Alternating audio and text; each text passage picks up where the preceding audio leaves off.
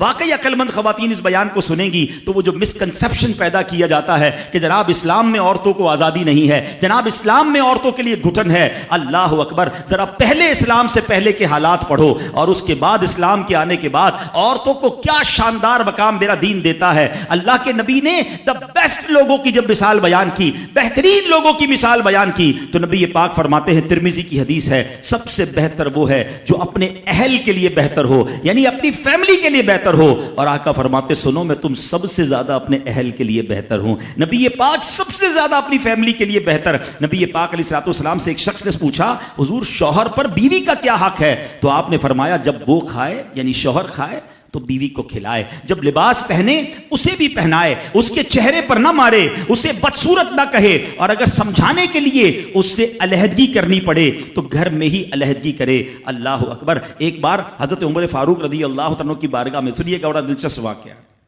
سیدنا عمر فاروق کا کتنا بڑا نام ہے، آپ کے جلال کی، آپ کی عدالت کی مثالیں دی جاتی ہیں، بڑے بڑے لوگ آپ کے سامنے تھر تھر کانپتے تھے۔ آپ کا گھر میں انداز کیا تھا کہ ایک شخص آیا کہ میں حضرت عمر کے پاس جاؤں اور بتاؤں میری بیوی جو ہے مجھ سے اس طرح بات کرتی ہے، اور میرا وہ انداز نہیں ہوتا جو شوہر کے سامنے ہونا چاہیے، ہوتا ہے گھروں میں، ہو جاتا ہے۔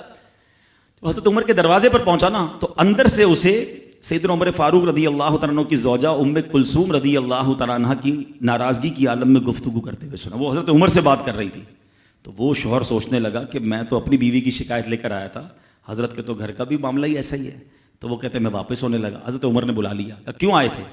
تو کہا کہ میں تو حضرت اپنی بیوی کی شکایت کرنے آیا تھا، مگر میں آپ کے دروازے پر آیا، آپ کا بھی معاملہ ہی ایسا ہی ہے، تو میں سمجھ گیا ہم دونوں ایک ہی معاملے میں ہی ہیں۔ اب حضرت عمر نے جو ان کی تربیت فرمائی نا، آپ نے فرمایا میری بیوی کے مجھ پر چند رائٹس ہیں، چند حقوق ہیں، مجھے اس سے چند فائدے حاصل ہوتے ہیں جس کی بنا پر میں اس سے درگزر کرتا ہوں۔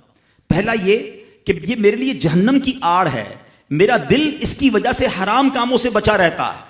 نمبر دو، جب میں گھر سے نکل جاتا ہوں یہ میری خزانچی بن جاتی ہے، یعنی میرے مال کی نگہبان بن جاتی ہے، میری دھوبن بن جاتی ہے، میرے کپڑے دھوتی ہے، میرے بچے کی پرورش کرتی ہے، میرے لیے روٹیاں اور کھانے پکاتی ہے۔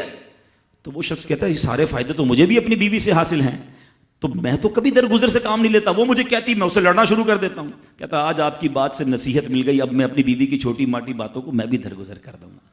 کتنی پیاری بات بتائی، ہم وہ ساری باتیں بھول جاتے ہیں، ایک غلطی پر پکڑ لیتے ہیں، ایک غلطی پر ڈانٹتے ہیں، ہر غلطی پر جناب ایسا نہیں ہوتا، ہر غلطی کی سزا سزائے موت نہیں ہوتی ہے، ہم غلطیاں نہیں کرتے۔ اگر جس طرح ہم اپنی بیوی کو اور غلطی پر ڈانٹتے وہ ڈانٹنا شروع کر دے پھر کیا حال ہوگا؟ تو ایسا نہ کرے، وہ بھی دل رکھتی ہے، ہم نے کسی انسان سے شادی کی ہے، کمپیوٹر سے نہیں کی، ٹھیک ہے نا؟ تو کمپیوٹر بھی آج کل وائرس آ جاتا ہے، تو وہ تو انسان ہے، غلطی ہو گئی، کوئی بات نہیں۔ تو سبحان اللہ، اتنا پیارا مذہب ہے۔